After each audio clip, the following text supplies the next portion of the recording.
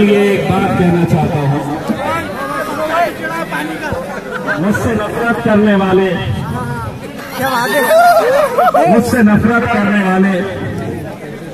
बड़ा कमाल का हुनर रखते हैं। मुझसे नफरत करने वाले बड़ा कमाल का हुनर, मुझे देखना भी नहीं चाहते और 2400 घंटे मुझ पर ही नजर रखते हैं।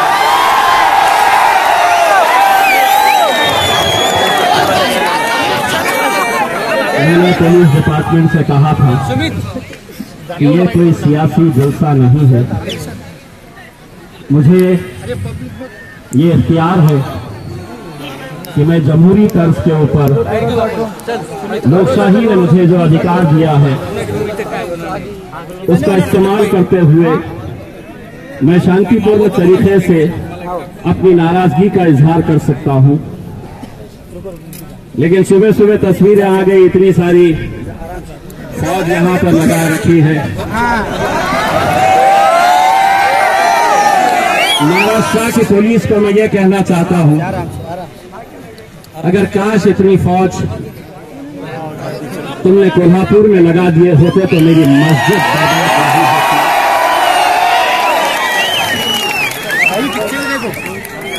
मैं तो अमन से बात करने के लिए आया हूं और आप मुझे रोक रहे हैं। मैं यहां पर यह बात करने के लिए आया हूं कि इस मुल्क के अंदर ज्यादातर लोग अमन चाहते हैं, शांति चाहते हैं, लेकिन कुछ ऐसे अनासर भी हैं जो लड़के बीच में नारे लगा रहे हैं, जरा अपने जोश को काबू में रखिए। जो लड़के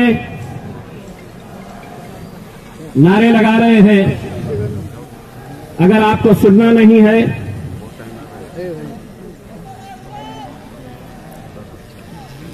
मैं अनुरोध करूंगा, ये जो बीच में बच्चे हुल्लड़बाजी करने की कोशिश, हमारी नाराजगी सरकार तक पहुंचाने के लिए आए हैं, वो सरकार जो सबको जानते हुए बड़े अफसोस के साथ कहना पड़ रहा है, कोल्हापुर में जिस शख्स ने इस आंदोलन का नेतृत्व किया, उसके पिता को जिताने के लिए मुसलमानों ने 2-2 घंटे 3-3 घंटे लाइन में खड़े रहकर उन्हें जिताने का काम किया। हमें पता नहीं था कि जीत कर आने के बाद तुम क्रिकेट की तरह रंग बदल देंगे। हमें पता नहीं था कि तुम्हें हम जिताएंगे और तुम हमारे ही घर में घुसकर हम पर ये हमला करेंगे। ये कैसा खेल चल रहा है? ये अपने आप को छत्रपति संभाजी महाराज कहने वाले वो इसका नेतृत्व करते हैं। तोड़फोड़ होती है, घरों में घुसते हैं, मस्जिद के अंदर हमला किया जाता है और उनके पिता शाह महाराज, जिनकी हम इज्जत करते थे, वो 3 दिन के बाद जाते हैं और लोगों से अपील करते हैं कि नहीं, शांति बनाए रखो। 3 दिन तक सो रहे थे। मीडिया वाले मुझसे सवाल कर रहे हैं कि आप शांति बनाए रखिए।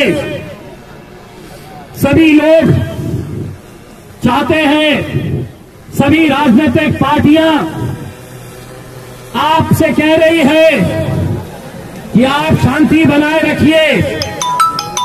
एक बात सुन लो, दूसरी राजनीतिक पार्टियों में और हम में ये फर्क है कि हम शेर के बच्चे पालते हैं, हिजरों की फौज हम अपने साथ। और एक पैगाम सरकार को दे रहे हैं अच्छी तरह से। ये एक बार हुआ है और हम उम्मीद करेंगे कि ये आखिरी बार रहे।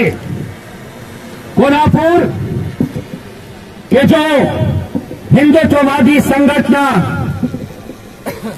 मैंने ऐलान किया कि 19 तारीख के दिन पूरे महाराष्ट्र में कोल्हापुर की घटना का विरोध किया जाएगा। सारे जितने भी हिंदुत्ववादी संगठन के लोग हैं जमा हो गए। इम्तियाज जलील ने यहां नहीं आना चाहिए। कोल्हापुर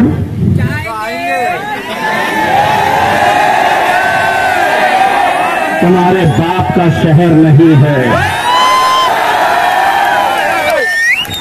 इम्तियाज जलील हिंदुस्तान के अंदर कहीं भी आ सकता है, जा सकता है। और ये मत समझना कि इम्तियाज जलील वहां नहीं आने वाला। बैंड बाजा बारात के साथ आने वाला है।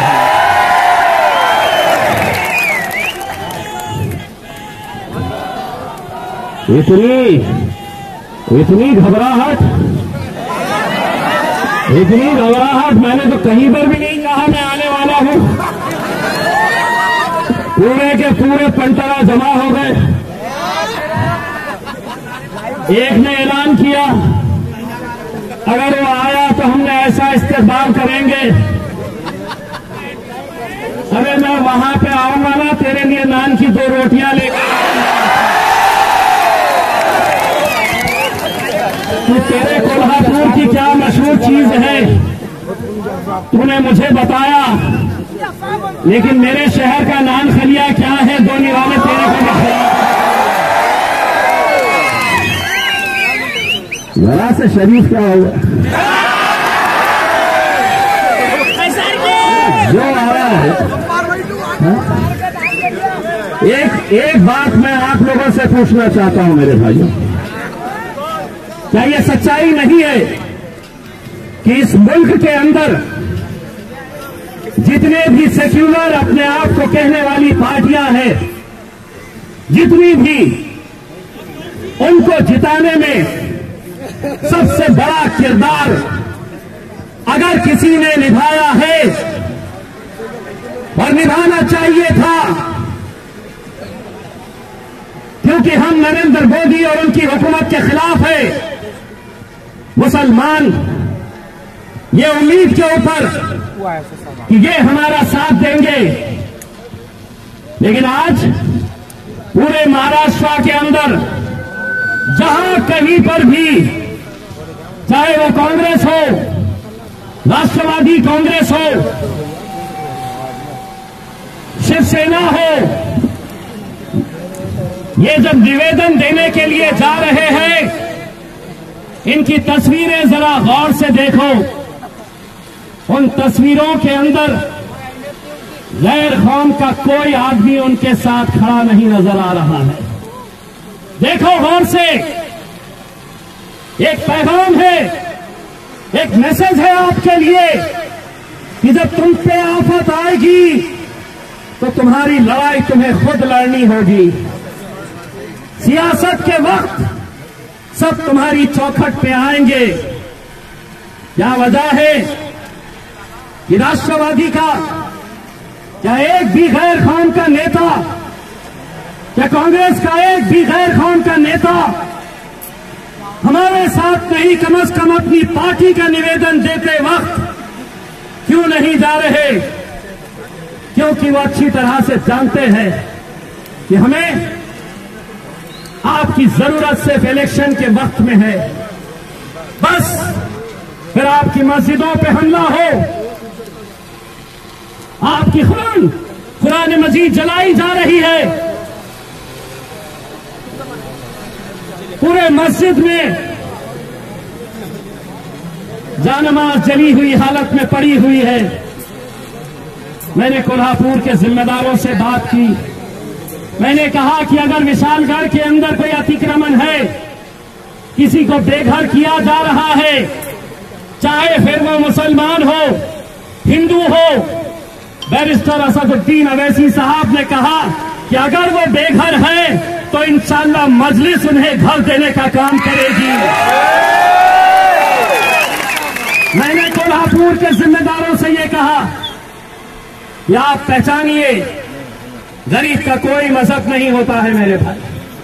वो रोजी रोटी कमा रहा होगा, छोटी मोटी दुकान चला रहा होगा, लेकिन आज उसे अगर बेघर किया जा रहा है तो मैं आपको आपके जरिए ये पैगाम दे रहा हूं कि इंशाअल्लाह कोई भी बेघर नहीं रहेगा।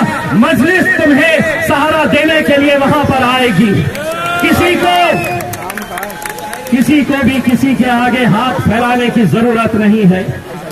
अल्हम्दुलिल्लाह मेरे शायद बैरिस्टर असदुद्दीन अवैसी साहब, इम्तियाज जलील और मेरे इतने सारे भाई तुम्हारे इस बुरे वक्त के अंदर, तुम्हारे इस मुश्किल घड़ी में कांधे से कांधा लगाकर तुम्हारे साथ खड़े रहने के लिए संभाजी महाराज जब मेंबर ऑफ पार्लियामेंट थे मेरे साथ 2019 से 2024 तक राज्यसभा के, तो उन्होंने मुझे अपने घर पर बुलाकर शाहू महाराज के बारे में एक किताब दी थी और ये किताब देकर उन्होंने मुझसे कहा था कि मेरे पूर्वज, मेरे एंसेस्टर्स शाहू महाराज कैसा हिंदू, मुस्लिम, 18 पगड़ जाति सभी समाज के लोगों को साथ में लेकर काम किया करते थे। छत्रपति संभाजी महाराज, शाहू महाराज, ये किताब मैं आपको वापस भेज रहा हूं। मैंने तो पढ़ लिया है, शायद तुम भूल चुके हो।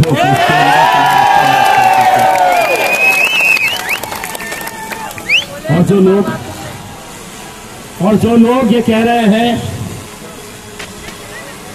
जरा सी अगर कुछ बात हो तो मैं पिछले 2 दिन से देख रहा हूं, फिर इम्तियाज जलील के बारे में कोई किसी से पूछ रहा है कि आज बारिश होगी क्या, तो बोले नहीं, इम्तियाज जलील बहुत गलत आदमी।